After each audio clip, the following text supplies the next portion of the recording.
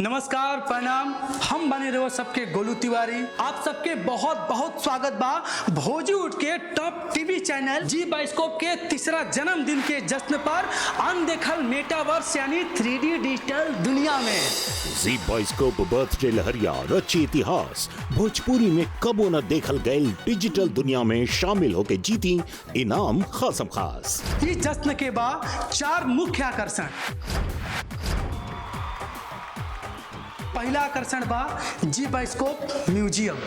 जी bioscope museum में अपन पसंदीदा भोजपुरी चैनल के 3 साल के सफर पर डाली एगो नजर। इस सफर में आप चैनल के brand songs, brand films, blockbuster films और पहले हो चुकल कॉन्टेस्ट के झलक देख सकेनी। दूसरा आकर्षण बा गेम जोन।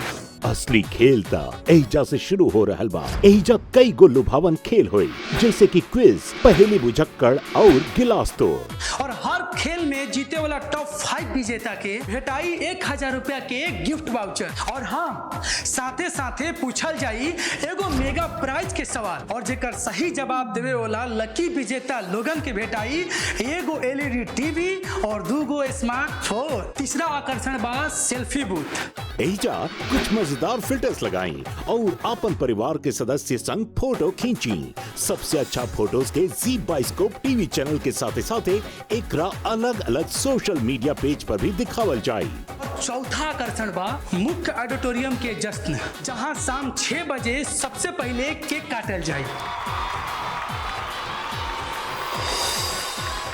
और फिर शुरू हुई रोवा सबके पसंदीदा सुपर स्टार के संग रंगारंग कार्यक्रम। निरहुआ नाम हमार, यहाँ के शाहरुख, सलमान, आमिर खान हम ही हैं।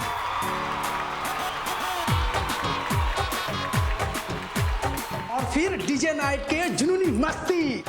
हर आकर्षण के हिस्सा में जाके उठाई आनंद और बनल रही जश्न के आखिरी तक।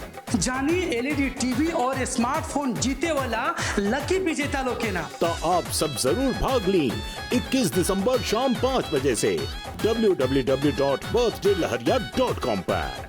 जी बाइस्कोप बर्थडे लहरिया सफलता के साल 3 अपनन संग जलसा बेहतरीन।